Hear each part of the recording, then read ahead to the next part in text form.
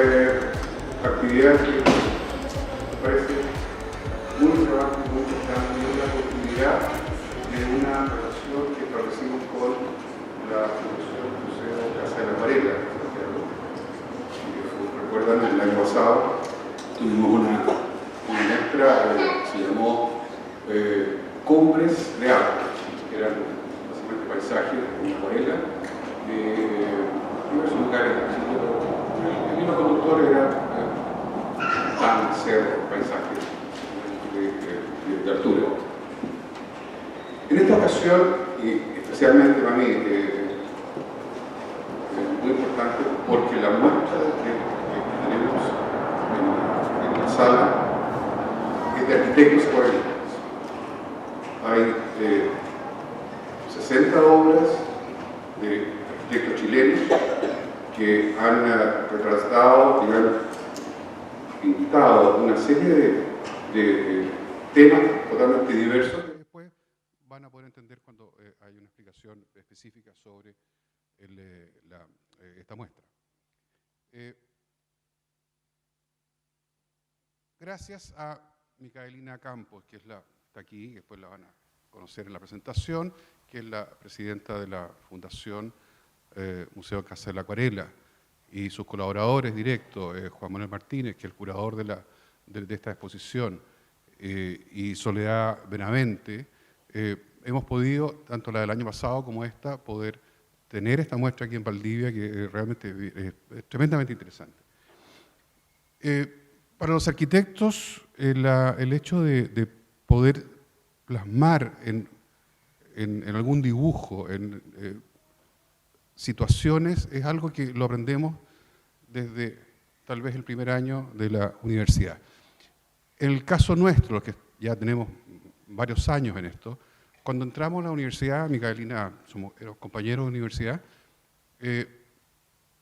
no hacía más de, o casi 40 años desde que había cerrado la Bauhaus recién. Por lo tanto, la influencia en el aprendizaje y en la enseñanza de la arquitectura tenía una influencia muy importante relacionado con el área de la plástica, más allá de la técnica propia de la arquitectura, sino que el hecho de poder tener una serie de ramos que se llamaban, bueno, de diferentes maneras, medio de expresión, composición, dibujo, figura humana, en fin, una serie de cursos en que nos ligaba directamente con el oficio de plasmar en un papel algo que nosotros veíamos y teníamos que registrarlo. Hay un verbo que era, yo diría, una especie de pesadilla para los estudiantes de primer año, que era el verbo observar, distinto de ver o mirar. La observación era fundamentalmente un ejercicio de salir a la ciudad, de ver situaciones urbanas, fundamentalmente urbanas diría yo, ver qué es lo que pasaba y poder hacer una síntesis y registrarla en un croquis rápido.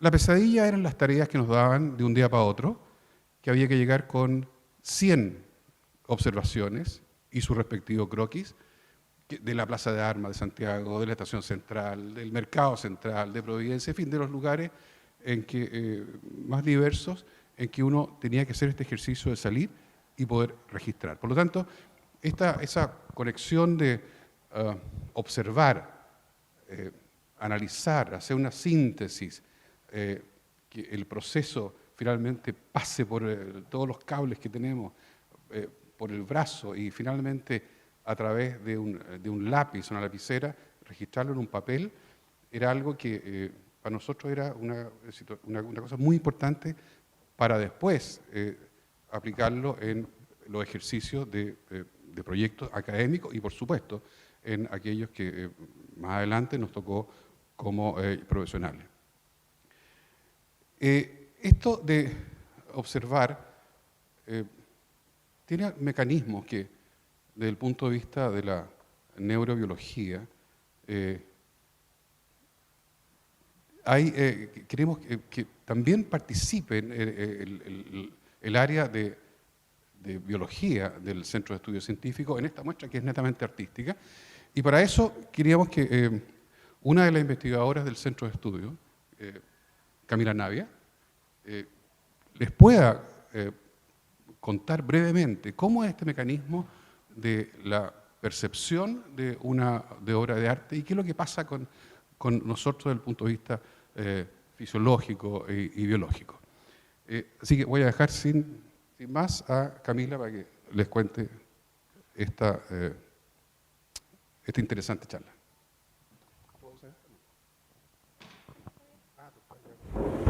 Muchas gracias, Fernando. Bueno, yo quiero hablarles un poco acerca de la percepción. Cuando hablamos de percibir, muchas veces pensamos en simplemente lo que es tocar, lo que es sentir, lo que es mirar. Pero la percepción está asociada a todo lo que emane emocionalmente, emotivamente, todo lo que genere algo que tenemos al frente. ¿Okay? En la historia, yo creo, para todos, la historia de nuestra vida, todos nos hemos visto en algún momento frente a algo, frente a alguna cosa, algún evento, alguna persona, algo en la naturaleza, que nos ha generado un sentimiento alguna emoción y nos ha evocado o nos ha generado una sorpresa, nos ha permitido maravillarnos con lo que tenemos al frente. A lo largo de la historia existen numerosas personas, numerosos artistas, numerosos biólogos, médicos, que se han encargado de retratar las distintas cosas que ellos observan o sus objetos de investigación. Nosotros también lo hacemos eso. ¿Okay? Podemos asombrarnos por cómo es el cuerpo humano, podemos encontrarlo bellísimo, podemos mirar un paisaje, encontrarlo maravilloso y podemos querer que otra persona también sienta o también vea lo que nosotros vemos en lo que sea que estemos mirando o percibiendo. A lo largo de la historia, como les contaba, hay distintos biólogos que se han preocupado, por ejemplo, de retratar sus objetos de estudio. Y no solamente dibujarlos y hacer un esquema para que sepamos cómo son las estructuras marinas, cómo son las plantas, sino que de una manera que podamos percibir la belleza que hay detrás de este objeto de observación. Por supuesto, las imágenes coloridas yo creo que a todos nos generan una sensación de alegría. Nos gustan ver estos paneles, a mí me encanta ver este tipo de ilustraciones. Y quiero hablar en particular de este caballero, Santiago Ramón y Cajal, que él era un médico español que, utilizando cierto tipo de tinciones en cerebros de ratones, dibujaba y se dedicaba a ilustrar lo que él veía en el microscopio. Hasta el día de hoy usamos estas técnicas de tinción. En este dibujo, por ejemplo, podemos observar que hay algunas neuronas y que la forma y la disposición es particular. Si alejamos un poco la lupa y vemos el tejido un poco más grande, Santiago Ramón y Cajal se dedicó a dibujar las estructuras que formaban. Es decir, las neuronas tenían una disposición particular, formaban capas, habían conexiones, habían ramificaciones y todo estaba dispuesto de una manera particular. Y podemos ver lo mismo. Neuronas que tienen ciertas proyecciones y están distribuidas de alguna forma, que hay una capa con todas sus proyecciones hacia la zona más apical y un gran árbol dendrítico basal. Además de simplemente dibujar estas neuronas, de mirar hacia dónde iban, fueron un poquito más, Ramón y Cajal fue un poquito más mirando el cuadro más macro, dibujando estructuras, neuronas que no solamente tienen una distribución particular, sino que también se conectan con otras. Forman caminos, verdaderos caminos que van de una región, en este caso la médula espinal, a otros sectores. Forman nervios. Comunican regiones. A través de sus largas prolongaciones, sus proyecciones, comunican zonas diferentes del cerebro y eso también nos hace pensar que, obviamente, si están comunicadas, tienen alguna función, alguna relación. Entonces, Ramón y Cajal, que era un médico, anatomista, que estudiaba el cuerpo humano en general, por ejemplo, se dedicó a ver qué pasaba con todas las neuronas que estaban en la retina y cómo éstas se proyectaban hasta el cerebro. Y pudo describir cómo, por ejemplo, aquí hay una imagen, por ejemplo, yo los veo a ustedes. Y toda la imagen que yo veo del lado derecho se proyecta finalmente en el lado izquierdo del cerebro. Y él se dio cuenta que habían partes, él lo retrató, que habían partes de estas neuronas que cruzaban y otras no. Y así fue otorgándole cierta función o cierta complejidad a este camino, simplemente, de neuronas. La retina, por ejemplo, también retratada por Ramón y Cajal, tiene ciertos receptores, fotorreceptores, bastones, conos, que interactúan con otras neuronas. Por ejemplo, aquí, esta neurona lo que hace es modular esta señal, evitar que se sature la señal, y otras neuronas se encargan de transmitir el impulso y de finalmente permitirnos a través del nervio óptico que nosotros veamos y reconstruyamos en nuestro cerebro lo que estamos viendo. Con las manos, nosotros tenemos múltiples receptores. Primero les mencioné un poco cuáles son aquellos que están en la retina y nos permiten ver. Tenemos múltiples receptores en las manos, por ejemplo, en la piel, que nos permiten sentir. Nos permiten sentir vibraciones, presiones, roces, caricias, y tenemos diversos receptores que están algunos encapsulados, otros están libres entre medio del tejido y nos permiten tener distintos tipos de sensaciones táctiles. Los receptores táctiles no están desparramados por todo el cuerpo, ¿ya? Yo les voy a pedir que hagamos un ejercicio chiquitito y que con los 2 dedos de su mano derecha se toquen la ropa y sientan la textura de la panty, del pantalón, lo que sea, del chaleco puede ser. Ahora hagan lo mismo, pero con el dorso de la mano. No tenemos la misma nitidez de la sensación, ¿cierto? No podemos percibir todos los hilos del tejido. Y eso es porque la cantidad de receptores que tenemos en la yema de las manos, por ejemplo, es la más alta que encontramos en todo el cuerpo, ¿ok? Ya que nuestras manos están especializadas en esto, en sentir, en tocar y en percibir. En el caso de la audición, por ejemplo, también tenemos un complejo mecanismo en el cual las ondas sonoras se transmiten a ondas en un medio acuoso y que finalmente mueven esta membrana que está aquí, que esta es la imagen de arriba es lo que encontramos en esta zona, pero aumentado. Y todas las ondas sonoras generan ondas en estos espacios que están llenos de agua. Y esta membrana se mueve y estimula unos pequeños pelitos, unos pequeños cilios que tienen estas células. Y según cuántos cilios, cuántos pelitos se estimulan, yo voy a poder interpretar la frecuencia y la intensidad del sonido que estoy percibiendo. Y por supuesto, estas ilustraciones son muy bonitas. Podemos comunicar mucho a través de esto. De hecho, yo las ocupo con mis estudiantes, ocupo todo este tipo de ilustraciones.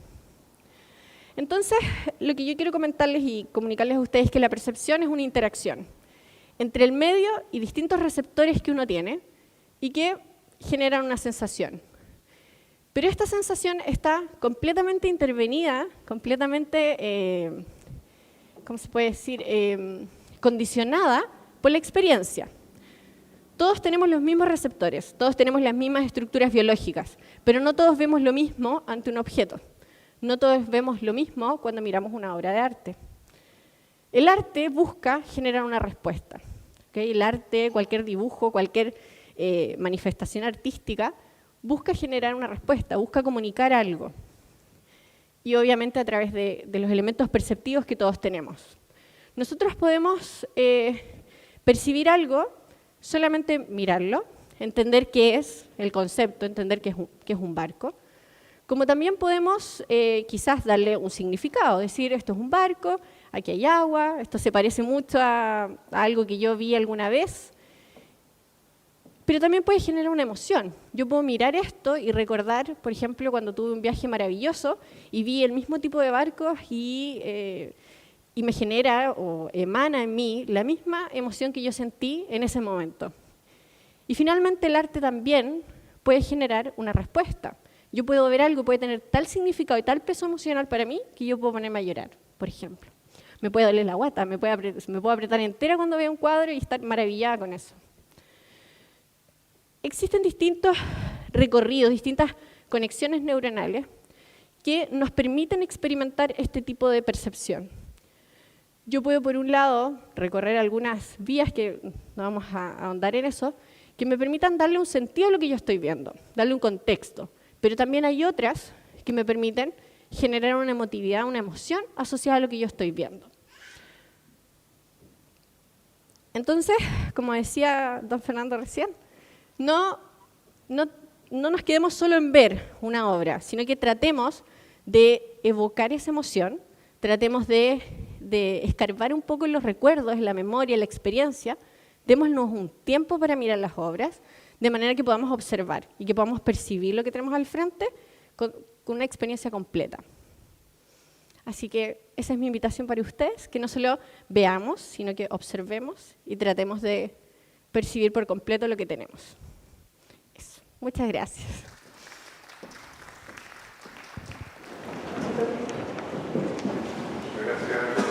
Camila.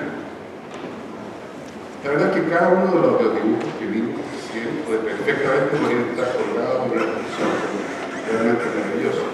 Y de eso en la historia hay muchísimas investigadores que pudieron hacer el ejercicio de una observación incluso sin instrumentos sofisticados, no sé, 500 años atrás, 600 años atrás, es que solamente con la observación pudieron dejar un registro como lo que vimos acá, uno de los más antiguos de anatomía de Salus. En fin, Camila indicó algunos conceptos de estructura, por ejemplo, que cierto que los arquitectos me hace mucho sentido. Entonces hay muchas coincidencias, curiosamente, cuando vemos y nos juntamos en diferentes disciplinas o encontrar algunas coincidencias y que un lenguaje que empieza a irse de un lado a otro. Ahora queremos entrar directamente a lo que han hecho los arquitectos acuarelistas que están justo acá. Hay premios nacionales de generación ya de siglo a siglo, algunos ya no están con nosotros. El señor Roberto Juan Martínez, Jorge Aguirre, nuestro queridísimo Fernando Mesa, en fin, generaciones intermedias. Me voy a clasificar como una generación intermedia. Entonces está Humberto Elías, por ejemplo, que es el presidente del Colegio Nacional, y generaciones jóvenes que también están muy bien. Y para esto, Gabriela Campos, que es la presidenta de la Fundación Museo Casa de la Acuarela, se va a referir específicamente a esto. No sé si tu parte, ¿sí? Bueno, primero, buenas tardes ya. Quiero agradecer el que hayan podido dedicar unas horas de un día sábado, que es siempre la familia, para estar presente en esto, y ojalá puedan convocar, ¿no es cierto?, a visitar la muestra que va a estar hasta el 15 de septiembre acá. Quiero profundamente agradecer además a Fernando y al Centro de Estudios Científicos por esta idea que ya tiene un año, como bien Fernando lo dijo, y que reúne un poco lo que esbozó Camila, ¿no es cierto?, este abrazo que pasa dentro de nosotros mismos, esta conexión entre la ciencia y el arte, pasa en el cerebro, y es un poco la idea de Fernando y del Centro de Estudios Científicos de empezar una amistad, y bueno, entre nosotros como artistas, como fundación, y el centro como valioso gestor de ciencias y investigación de la ciencia. Así que gracias por la invitación, esperamos que esta amistad, este abrazo continúe por varios años, cada vez con aspectos más interesantes. El año pasado fueron las montañas, este año son los arquitectos, el otro año veremos. Así que gracias de antemano. Quiero partir con diciéndole que organizaciones que se dedican a la acuarela en el mundo no son muchas. Hay alrededor de 8 o 10 museos de la acuarela en el mundo. Nosotros somos una fundación destinada a crear esto. Y hay 4 en Europa, unos en China, 2 en España, y hay 2 en México, que el más grande museo de la acuarela está en México, porque la acuarela en Latinoamérica Mesoamérica en realidad, pese a lo que se piensa, es bastante más antigua de lo que llegaron los conquistadores españoles. Los mayas ya usaban pintura al agua y el fundador de ese museo es Alfredo Guatirrojo, que desgraciadamente ya no está con nosotros, y la primera cita, ¿no es cierto?, que básicamente plantea que desde el inicio el hombre se sintió en libertad de usar un color, una tierra, un carbón, mezclarlo con agua y expresarse. Y terminar con esta cita de nuestro Nemesio, que este año cumpliría 100 años, que es 100 años de nacido, y que, ¿no es cierto?, en una carta aérea que le escribió a su hijo, él habló de este descubrimiento que hizo muy joven cuando estudiaba arquitectura, que lo mandaron a pintar el cerro y se le corrió el agua y dijo, oh, soy pintor, la acuarela me abrió el futuro. Y esa es la razón por la que Antúnez entró en la pintura mucho más allá de sus estudios formales de arquitectura. Vamos a hablar de varios temas. Primero algo de la historia de la acuarela, grandes acuarelistas. No les voy a hablar de la historia de arquitectura porque estaríamos acá toda la tarde entretenidos, pero sí mostrarles algunos arquitectos y cómo la acuarela y la arquitectura se encontraron y llegaron a Chile. Hablar de los grandes maestros. ¿Por qué los arquitectos, aparte de su labor de ilustrar los planos, también se expresaron plásticamente con la acuarela? Grandes maestros, algunos arquitectos, otros artistas, y cómo todo eso creó un sinnúmero de relaciones.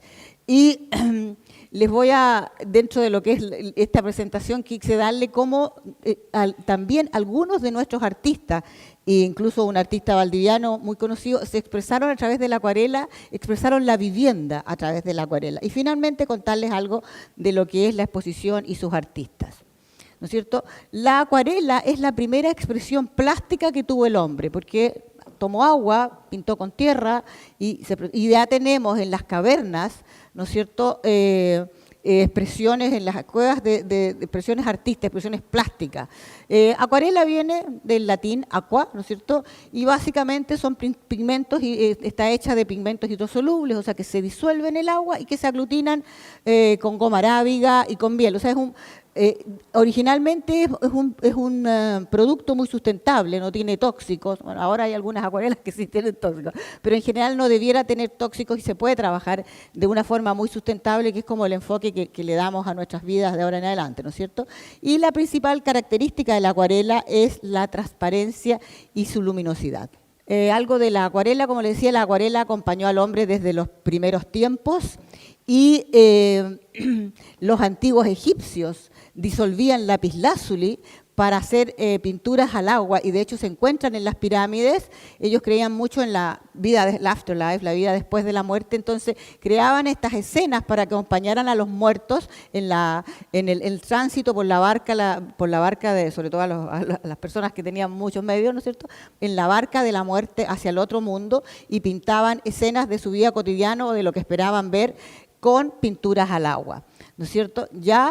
Y la aparición más formal de la acuarela, que está relacionada con el papel y con los pinceles, tiene más de 2000 años. Los primeros que usaron, las primeras culturas que usaron la acuarela como expresión de arte, no ya como un medio técnico, sino como expresión de arte, fueron las culturas orientales, tanto los chinos como los japoneses. De hecho, ellos tienen palabras especialmente dedicadas a ahuadas, a acuarelas. Algunos de nosotros conocemos el sumie, ¿cierto?, que es esta cosa de pintar con agua.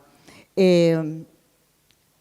en paralelo, tenemos que en la Edad Media ya se manejaba el concepto de la acuarela, pero especialmente para ilustrar cosas religiosas, documentos religiosos, Biblias, y básicamente por los monjes, tal vez porque era hermoso y se le aplicaba oro.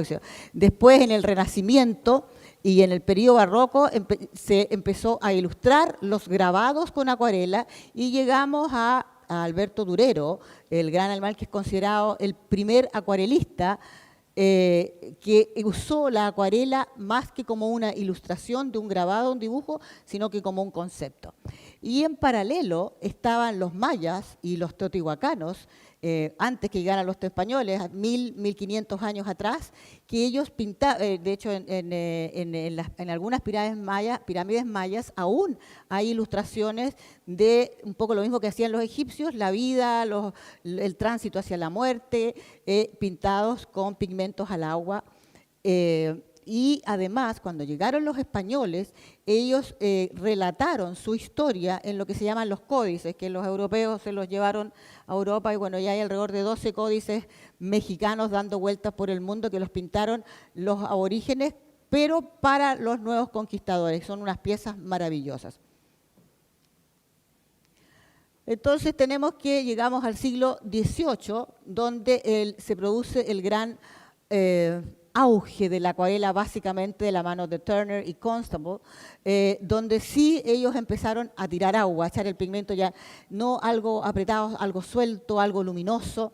Además empezaron los europeos a viajar por el mundo, a este nuevo mundo, y los llevaron a todas las expediciones llevaban a estos naturalistas que eran grabadores o acuarelistas, pintores, y la acuarela se usó como la fotografía del nuevo mundo que se estaban descubriendo, las imágenes de las ciudades, de las costumbres, etcétera, de los paisajes. Esos mismos naturalistas en Estados Unidos, haciendo como un recuento de la historia muy rápido, ¿no es cierto? Cuando los ingleses llegaron a Estados Unidos, llevaron esta gran tradición acuarelista que ya tenían, que ya habían desarrollado. De hecho, la primera sociedad mundial de acuarelistas es la que se creó en Inglaterra, la Royal Watercolor Academy. Entonces en Estados Unidos ellos se adaptaron con esta educación inglesa de la acuarela. Y tenemos grandes acuarelistas, ya sea en lo realista o en lo abstracto, y llegamos al siglo XX, donde hubo artistas como Paul Klee, que combinó con tinta, o como Kandinsky, que creó en el 1909 la primera, hace más de 100 años, la primera acuarela abstracta. Y finalmente, en la segunda mitad del siglo XX, los abstractos modernos trabajaron con pliegos muy grandes. Antes siempre se trabajaba con papeles muy pequeños, se empezó a desarrollar la industria del papel y tenemos a Jackson Pollock que tiraba pliegos de varios metros de papel sobre el suelo, echaba pigmentos acuarela en un balde y, ¿no es cierto?, ya no dibujaba con un pincel, sino que dibujaba con el movimiento, con el movimiento áptico, ¿no es cierto? Hay una obra de Jackson Pollock. Les voy a mostrar acá, desde de lo que hemos hablado, obras así muy emblemáticas de estos grandes acuarelistas que marcaron la historia de la acuarela a partir del 1500. Acá tenemos obras de Durero, como les hablaba, y esta liebre que aparece ahí se considera la primera acuarela, porque fue la primera vez que se usó desde nuestro mundo occidental, no así los orientales, la acuarela, el pincel no como para un dibujo, sino que para usar una forma. Esas liebres es pragmática. Aquí tenemos unas acuarelas de Turner, que es considerado el maestro de la luz, el inglés, ¿no es cierto? Acá hay acuarelas avanzando, ¿no es cierto?, de otros pintores que fueron emblemáticos. Edward Hopper, un gran pintor estadounidense, y tenemos algo de Paul Klee. Andrew Wyeth, que es un estadounidense muy particular porque hacía hiperrealismo, pero con un concepto muy trágico en acuarela, y Morandi, que es uno de mis acuarelistas favoritos, un italiano fantástico que tiene un museo muy pequeñito en Bolonia y que se dedicó 30 años de su vida a pintar solo bodegones en acuarela. Tenemos a Mariano Fortuny, un gran español de la época de Goya, muy famoso, que fue el pintor más famoso y más rico de Europa en esa época. Muy bien pagado por sus óleos, pero las acuarelas no eran bien pagadas, entonces él, toda la colección de acuarela que tiene, que es muy bonita, se la hizo solo para él y se ha descubierto hace poco. Y bueno, Kandinsky con la primera acuarela abstracta. Después tenemos a un gran alemán, también bastante conocido, Emil Nolde, muy impresionista, que manejó el color y la transparencia, cosa que hasta ese momento no se había usado, con una fuerza muy fuerte. Bueno, y Chagall, los sueños todos pintados de acuarela, igual que Hundertwasser, sueños acotados, también pintados en acuarela. Y aparece hasta ahora solo nombres de hombres. Hubo mujeres que trabajaron muy bien la acuarela, Berthe Morisot, en Francia, que es discípula de Renoir y trabajó con Manet también en algún momento. Las acuarelistas inglesas que de hecho, la primera acuarelista inglesa después de Turner dice que fue la reina Victoria porque sacaba unas cajitas a pintar de colores, a pintar al campo. Entonces toda la alta sociedad, especialmente las señoras, la acompañaban y hay muchas acuarelistas inglesas muy buenas. Y finalmente Georgia O'Keeffe, la gran artista estadounidense, mucho más conocida por sus flores, trabajaba la acuarela especialmente en sus desnudos de una manera magistral. Es como un overview de lo que son los grandes maestros. Quedan muchos fuera y de hecho son alrededor de 1000 los acuarelistas destacados en el mundo hasta ahora y con distintos enfoques. Siguiendo con la acuarela tomamos nuestro tema, la arquitectura. Bueno, todo, ¿no es cierto? La arquitectura, así como la acuarela acompañó al hombre desde el punto de vista artístico desde los primeros días, la arquitectura, el concepto de vivir en un lugar, apenas el hombre dejó de ser nómade. Se creía hasta hace poco que el hombre apenas dejó de ser nómade, se estableció para cultivar y ahí hizo sus viviendas, sus casas, su arquitectura. Pero en realidad se ha descubierto hace poco, 10 o 15 años atrás, por un yacimiento que tal vez conozca que se llama Göbekli Tepe en Turquía, que tiene data de 13.000 años, o sea, de la época neolítica, antes que se establecieran los sedentarios, en la época todavía nómade, en que se prueba, unas grandes construcciones, en que se prueba que el hombre antes de cultivar y asentarse hizo arquitectura religiosa, porque este es un centro religioso que duró varios miles de años, alrededor de 3.000 años, donde las gentes iban y volvían cada cierto tiempo en su nomadismo. Y eso ya está construido como arquitectura y como y decorado, como arte. También ahí hay pinturas al agua. Bueno, hay muchos arquitectos famosos. Se dice que el primer arquitecto es el egipcio Imhotep, hasta llegar a alguno más famoso están los griegos, ¿no es cierto?, los italianos, Brunelleschi y Le Corbusier, que es considerado el maestro de la arquitectura moderna, de la cual esa acuarela sobre es una muestra uno de sus proyectos más famosos, la Capilla Ronchamp. Esa acuarela no la hizo él, pero se hizo en su estudio. ¿Cómo llega la acuarela a Chile? ¿No es cierto? Ya habíamos hablado de estos naturalistas. Hay una expedición muy famosa de Malaspina, ¿no es cierto?, que trajo que fue una de las primeras, que trajo estos naturalistas que venían a fotografiar en acuarela el nuevo mundo chileno, los estrechos, la fonda. Y dentro de eso, ¿no es cierto?, los primeros que hicieron fueron mapas coloreados a la acuarela y después esta acuarela, ilustración naturalista. Y bueno, después los grabados en la época colonial se ilustraron, los grabados se teñían mucho a la acuarela. Entonces tenemos que al final, y de nuevo el encuentro entre ciencia y arte, que Chile está definido por la ciencia a través de la acuarela. Y tenemos grandes científicos que vinieron, ¿no es cierto?, von Humboldt, Claudio Gay, Domeyko y Rodolfo Filippi, que se estableció en Valdivia, del cual muchos de ustedes, yo alguna vez vine y lo encuentro maravilloso, les recomiendo visitar. Aquí hay una colección de acuarelas preciosa de Rodolfo Filippi. Tengo entendido que hay un museo y que de Filippi, claro, y las acuarelas ahí tienen ese acervo está guardado. Alguna vez me tocó investigarlo, maravilloso, sobre los pequeños vegetales y animales, y todo en unas acuarelas de una exactitud y de una sutileza, de una transparencia, conservando el blanco del papel. Entonces, así llegó la acuarela a Chile. ¿Y cómo llegó la acuarela a la arquitectura? ¿No es cierto? Desde siempre como ilustrando los proyectos, pero llegó a través de este señor, el primero, que se llama Ernesto Courbois. Él es un francés. Antes que se formaran, cuando se empezaron a formar las acuarelas, las escuelas de arquitectura en 1849, 1850 en Santiago, después de que se cerró la Universidad Real de San Felipe, y Courbois fue nombrado por el gobierno. Él vino a hacer un negocio acá, a pintar, vino a hacer como un catálogo para venderlo en Europa y le fue mal, pintado en acuarela, era un gran acuarelista. Y resulta que como le fue mal, el gobierno lo contrató para ser el primer profesor de dibujo y de técnicas de dibujo y acuarela en la recién formada cátedra de arquitectura. Todavía no era una facultad, no era una escuela, ¿no es cierto?, en 1850. Y entonces él llegó no como arquitecto, sino como artista a enseñarle a los arquitectos cómo sus proyectos podían ser presentados con esta visión. Ahí hay una acuarela de él.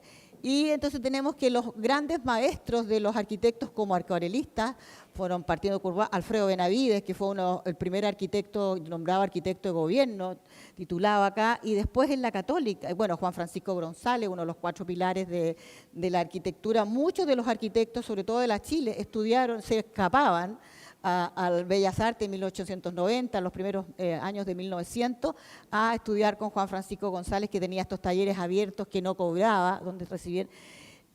Después, y la Católica en paralelo estaba Ignacio Baixas, que mucha gente piensa que es arquitecto. Él era un español que fue traído y él fue el que hizo la primera cátedra de acuarela en la Universidad Católica. De hecho, Nemesio estudió con él. Después tenemos, y es lo mismo que hizo Baixas en la Católica, lo hizo Camilo Mori en la Chile, que hacía cátedra de dibujo y acuarela. Y después, siguiendo la huella de González, Israel Roa, tenemos uno de nuestros arquitectos que exhibe acá, uno de nuestros tesoros vivientes, que tiene 95 años, se escapaba, así como antes se escapaban a ver a González, se escapaba a la Escuela de Bellas Artes a estudiar con el maestro Roa. Roa estudió en Europa, y fue el que hizo la primera cátedra de acuarela en Bellas Artes en 1939. Y finalmente Ventura Galván, que no era arquitecto, que se tituló arquitecto y fue decano de la facultad, y que él también recomendaba en la Universidad de Chile, en la facultad, era un gran acuarelista, a sus alumnos, que no solo acuarelaran sus planos, sino que hicieran acuarela para sus planos, que es un concepto distinto. Acá tenemos algunas visiones del maestro Dávila, Juan Martínez dibujando y hasta nuestro querido Fernán Mesa pintando a la acuarela en grandes tarros, una foto de Camilo Mori. Aquí es como una visión que les quise dar distinta, porque estábamos hablando de cómo los arquitectos hacen acuarela, pero también quería mostrarles muy rápidamente cómo los artistas de la acuarela retrataron, les interesó lo que los arquitectos hacían, la vivienda. Y aquí hay una obra anónima, acá de un puente, para llenarse los ojos. Ana Cortés, la primera Premio Nacional de Arte, pintando en acuarela, ¿no es cierto?, Abarca, pintando en acuarela las viviendas. Y podemos decir que a lo mejor esta vivienda no la construyó un arquitecto, pero yo encuentro que es una obra terriblemente sensible de Roa, cómo rescata el espacio construido a través de la acuarela, un espacio muy, ¿no es cierto?, muy precario, pero un espacio de arquitectura. Tenemos a Advanter con Sewell, todo lo contrario, y finalmente tenemos a vuestro héroe de la acuarela, que es Advanter, con esta obra que me gusta mucho, que ya no existe. Esta es una obra que se quemó, donde refleja, creo que esto es Ranco después de la lluvia, ¿cierto?, en acuarela. Porque yo siempre menciono a Advanter porque consideramos a Valdivia, y es un poco una cosa que a lo mejor se podría gestar en el futuro, de todas las ciudades de Chile, Valdivia es, para nuestro modo de entender, una especie de capital de la acuarela. Siempre ha estado muy asociada, no solo por Advanter, por el agua, por el río, por la luz, por el color. Se han generado concursos muy importantes acá y hay muchos acuarelistas que vinieron que han subido y bajado por el país de Valdivia. Y que en Valdivia hay una gran tradición de acuarela.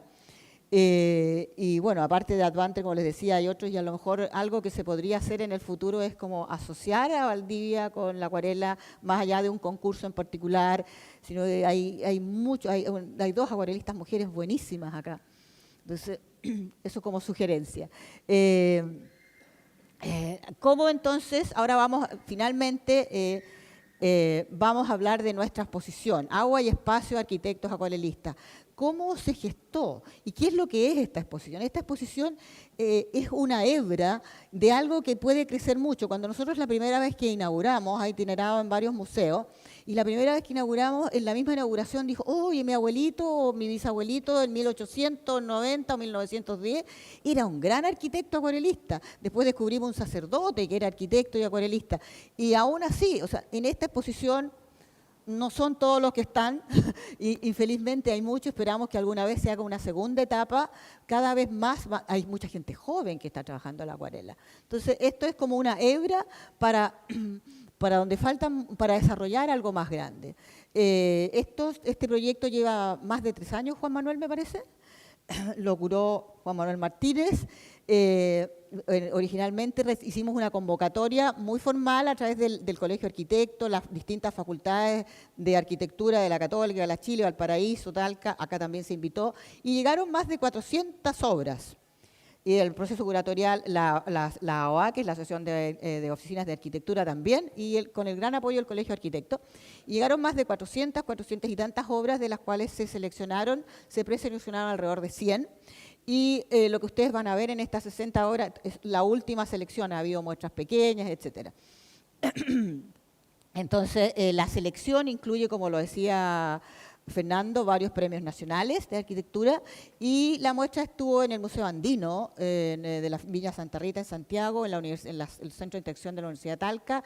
Acaba de estar en una selección en el Museo de Linares, de la DIVAM, y la que ustedes van a ver, esto es la selección completa, porque ha habido pequeñas muestras de 30, 40 obras. Las 60 que ustedes ven acá es la selección oficial de la muestra completa.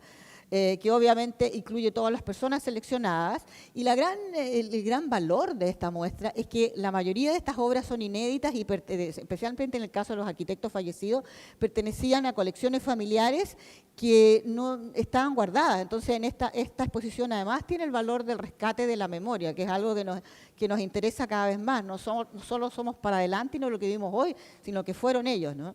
Lo que fueron los demás y lo que sumamos a nuestra historia. El curador organizó esta exposición en función de 4 ejes temáticos. Primero, la ciudad, ¿no es cierto? Hay algunos y lo van a ver, ¿no es cierto? Algunos de los arquitectos son expertos en retratar en acuarela la ciudad, el paisaje, que es el tema que más impresiona a los arquitectos en distintas formas, la figuración, y van a ver, ¿no es cierto?, algunas máscaras, flores muy figurativas, y finalmente la abstracción, que es una forma muy interesante porque es como el arquitecto se sale de su concepto acotado, del dibujo, del borde del espacio, ¿no es cierto?, a algo totalmente plástico. Entonces vamos a ver nuestros artistas. Mi favorito, el primero tal vez, el mayor, ¿no es cierto?, nació en 1901, Juan Martínez, el primer Premio Nacional de Arquitectura. Un tipo muy particular, autor de la Escuela de Derecho, como bien saben los que son arquitectos, el Templo de Maipú, ¿cuál otro? La Escuela de Medicina de la Universidad de Chile, la Escuela de Derecho de la Universidad de Chile. Pero la historia de Juan Martínez es muy bonita, porque se puso a estudiar arquitectura y a los 18, 19 años, 20 años iba en tercer año y decidió que la formación que tenía acá no era suficiente y se mandó a cambiar a Europa. Pero el padre le autorizó el viaje, pero no le dio plata. Y en esa época, estamos hablando de 1925, 27, a lo mejor era más fácil que hoy sobrevivir en Europa, pero necesitabas plata. Y lo que hizo fue, él había estado en algunas clases abiertas de Juan Francisco González, por eso que les conté antes, es súper importante, esta cosa de Juan Francisco González, que abría sus cátedras a los que fueran, y había aprendido algo con él, y se mantuvo por 2 o 3 años, en Europa, recorriendo las ciudades y pintando lo que veía en acuarela. Y entre medio de eso postuló al primer pabellón de Chile en la exposición, o sea, al pabellón de Chile en la exposición de Sevilla, y se ganó el primer premio con 25, 26 años, y fue el espaldarazo para volver a Chile y terminar su estudio, consolidar su oficina, el espaldarazo de haber ganado y construido el pabellón de Chile en la exposición de Sevilla.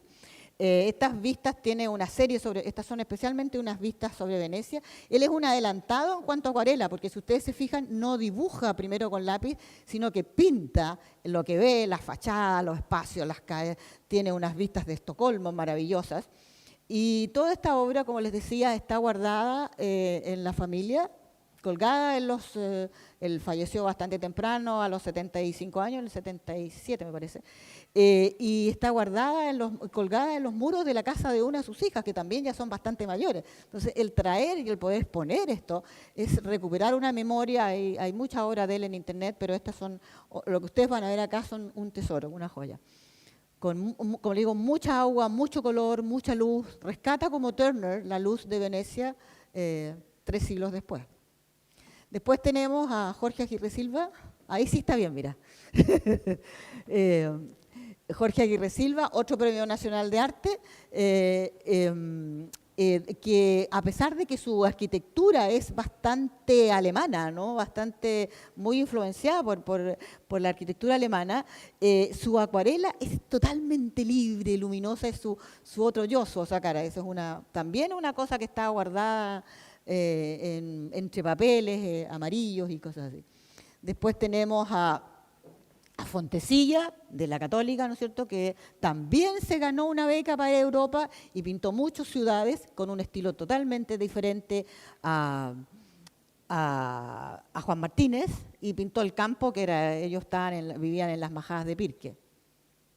Y tenemos a Alberto Cruz, también nuestro premio, que es un loco soñador muy lindo de la Católica Valparaíso, el único exponente de la Católica Valparaíso. También premio nacional, que él pintaba como construyeron la Católica Valparaíso, ¿no es cierto?, con poesía, la poesía abstracta, sutil, y pintaba las acuarelas así, incluyendo en la arquitectura y en su obra la poesía. Después Ventura Galván, un gran arquitecto, un destacado arquitecto, decano de la facultad, maestro de muchos, con una acuarela muy suelta, también había estado en España estudiando por su cuenta. Y hay cosas maravillosas como encontrar también en colecciones particulares, él murió y no dejó descendencia, esta casa en Ñuñoa que ya no existe. O sea, la acuarela también como testimonio, la acuarela de la arquitectura. Pintó muchas cosas en el Quisco, donde él hizo casas y tenía su vivienda.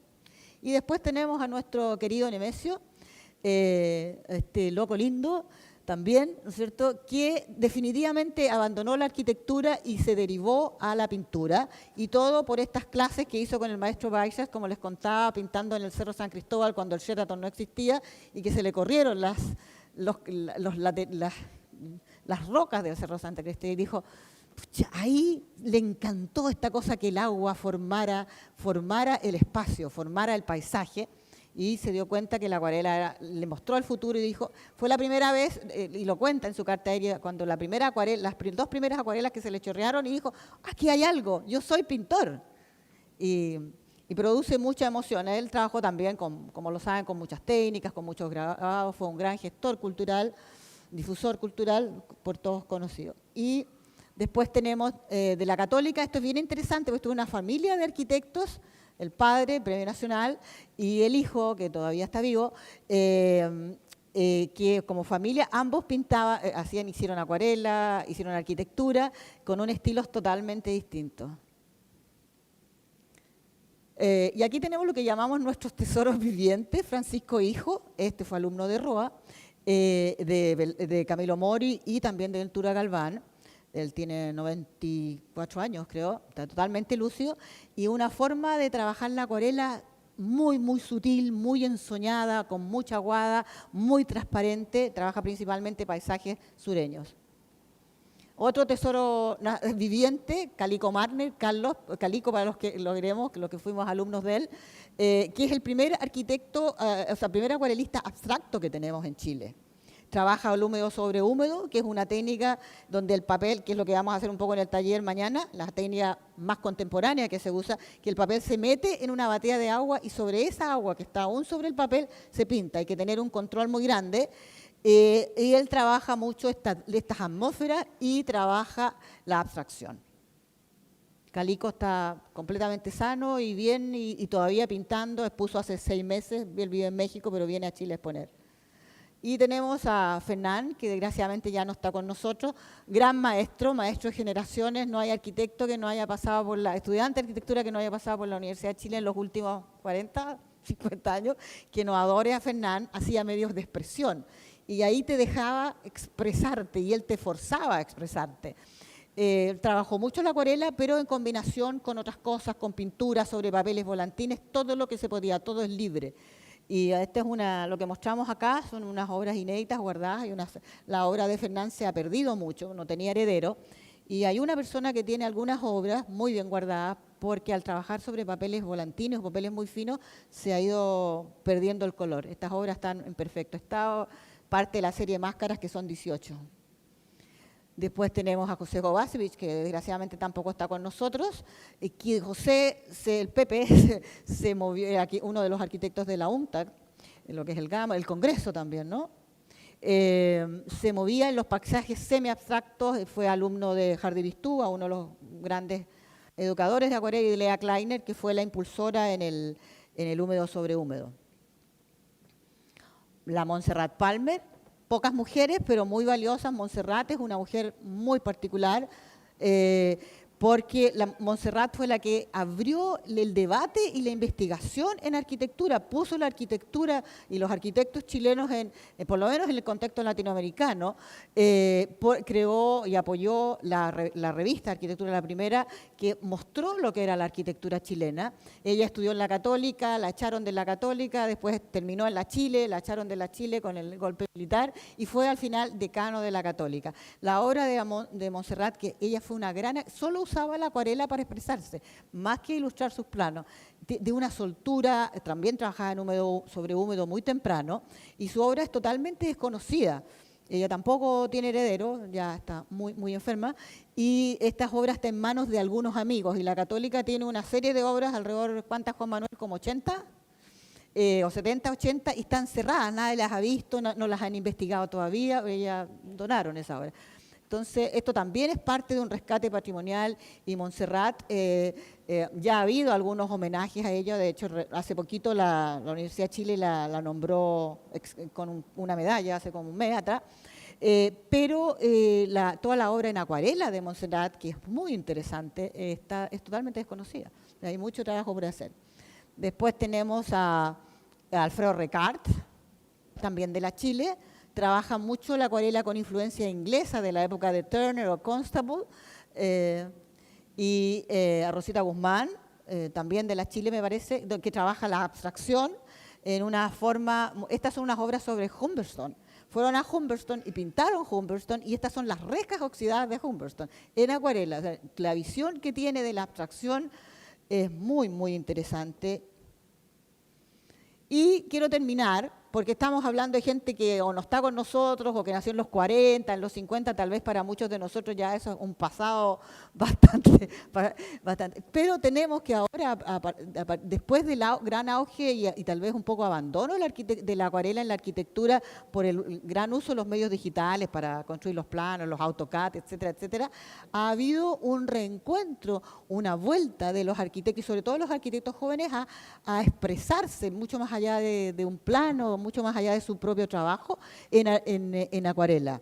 Y menciono a este chico que tiene 32 años, que trabaja los glaciales con acuarela sin dibujo, expresando la mancha, trabaja en un formato muy pequeño, y está empezando, seguramente va a llegar a ser un gran acuarelista, pero de alguna manera crea la sensibilidad a partir de la acuarela, de la arquitectura, la visión de la arquitectura del espacio, pero con agua, con pigmentos, sin lápiz. Y esperamos que haya muchos chicos de 30 o menores de años que sí, y por eso lo mostramos en esta exposición. Finalmente, quiero terminar esto con una cita de Antonio Sadi, que es arquitecto, es doctor en ecoarquitectura y es miembro del Instituto de Historia y Patrimonio de la Universidad de Chile.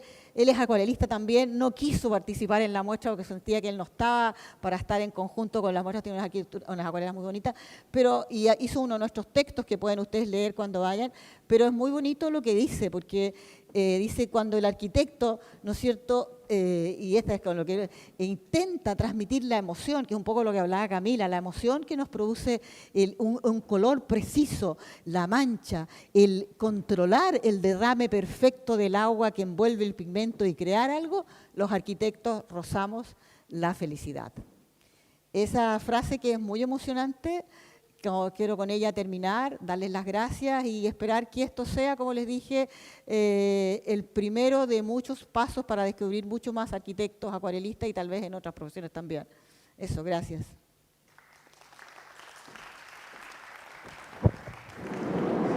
Para terminar, quiero dejarlos unos minutos con nuestro curador y director de la fundación, de origen palmiriano, casi.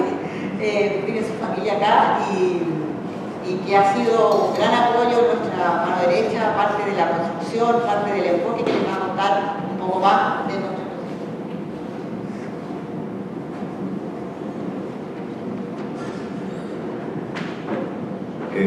Muy buenas tardes, muchas gracias por su presencia. Yo brevemente quiero, en primer lugar, agradecer al Centro de Estudios Científicos de acá de Valdivia por la posibilidad de poder montar esta muestra acá, de poder estar con ustedes y traer esta magnífica selección. Es, como decía Micaelina, es la versión completa de la muestra como la pensamos, ¿no? Originalmente.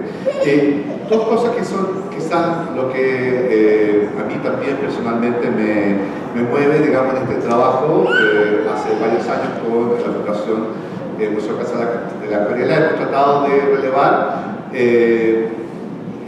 lo patrimonial, ¿no es cierto?, de la manifestación artística de la acuarela. Lo hicimos a través de los artistas, ¿no? Básicamente, tanto de las escuelas de Bellas Artes que se funcionan en Chile en el siglo XX, con figuras como María Roa, en fin, como también la Lea Kleiner. Pero también nos quedaba una gran área, ¿no?, que eran precisamente las escuelas de arquitectura. Y para eso hemos trabajado ya un par de años, ¿no?, relevando toda esa información. Y fruto de esa información es precisamente, ¿no es cierto?, ese trabajo de investigación, es esta muestra, que es parte también de una secuencia de investigación más profunda que queremos después publicar, y de una otra manera incorporar estas manifestaciones artísticas que se dan dentro de una formación académica, ¿no es cierto?, que en el caso de la formación académica de arquitectos, insertarlas dentro de lo que es el gran relato de la historia del arte en Chile. Básicamente, eso desde el punto de vista de la historia del arte, ¿no? Tiene que ver básicamente con mostrar, relevar, ¿no?, darle la importancia que tiene este patrimonio dentro de este relato, ¿no?, historiográfico nacional, que es precisamente algo que todavía está construyéndose. Por eso ustedes son testigos, ¿no?, de esta oferta que nosotros hacemos, ¿no?, y que también nos acompaña el Centro de Estudios de Ciencia acá de Valdivia, en mostrar, ¿no es cierto?, esta magnífica exhibición. Como bien decía también Micaelina, tenemos que agradecer también a los autores de esta acuarela y también a los familiares de los que ya no están por esta sesión, ¿no?, de muchas de estas obras. Son obras inéditas, ¿no? Por muchos años no se sabía de la existencia de ellas, por lo cual también es un valor poder, ¿no es cierto?, mostrarlas al público. Finalizar diciendo que también no es una casualidad hacer la exposición acá, no solamente por este gran apoyo que hemos tenido acá desde el centro, sino porque Valdivia es sin duda, ¿no?, una de las ciudades donde se experimenta de mejor manera, ¿no?, la importancia de la acuarela, ¿no?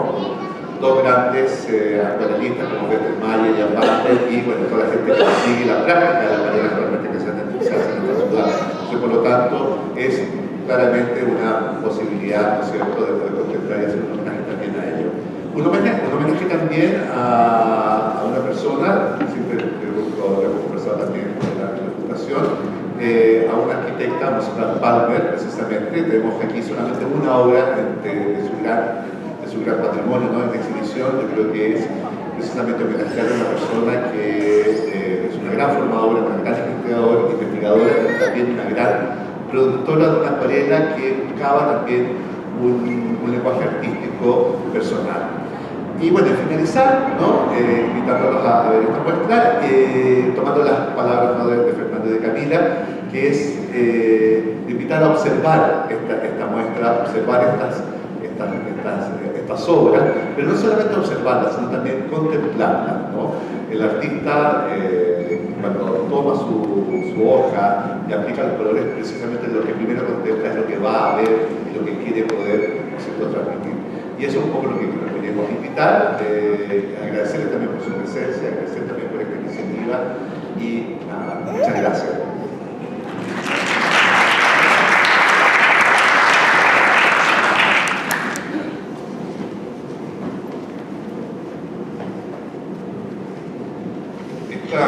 La Carta de la Ciencia ya tiene 10 años y bajo esta estructura, esta carta, me ha tocado presenciar muchas actividades, exposiciones, charlas, en fin. Y una vez más se produce la magia de poder entrar en un tema y verlo de diferentes puntos de vista. Y estoy seguro de que cuando entramos hace una hora tal vez distintos, después de haber recorrido una parte de nuestra historia, de conocer, de aprender un poco más. Y bueno, con eso tenemos la tarea cumplida. Mirando cuando Micaela pasaba, los artistas, apareció Monserrat Palma, y él acaba de comprarla de nuevo, una gran artista. Pero mi recuerdo de ella, que fue mi profesora de primer año, de taller, es que me dijo, mira, lo primero es que hay que sentir el espacio, así que tienes que volar.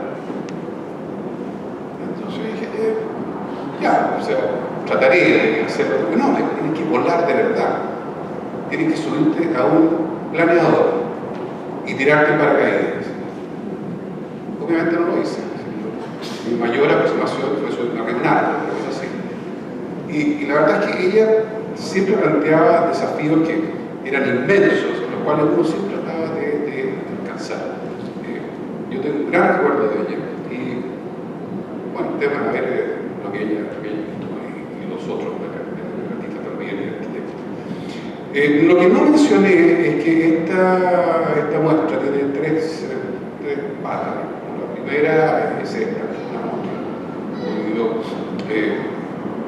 conocer de Camila, de Carolina, de Juan Manuel, algunos aspectos que no es más relatado. La segunda, obviamente, que es la exposición que está montada afuera, el 15 de septiembre, abierta. Y la tercera es un taller que se va a realizar mañana en la mañana. Se inscribió, la verdad que superó por mucho el grupo que teníamos. Y van a trabajar aquí un par de horas con diferentes técnicas guiadas por Micaela. El año pasado se hizo un taller pero para niños, en esta ocasión es para adultos, y la verdad es que el resultado realmente fue impresionante y nos dejó muy contentos la aceptación y las ganas de trabajar en acuarela. Simplemente terminar ahora agradeciéndoles que hayan venido. Vamos a observar ahora la exposición, vamos a agregar un nuevo verbo que es conversar un rato y también comer y beber. Muchas gracias.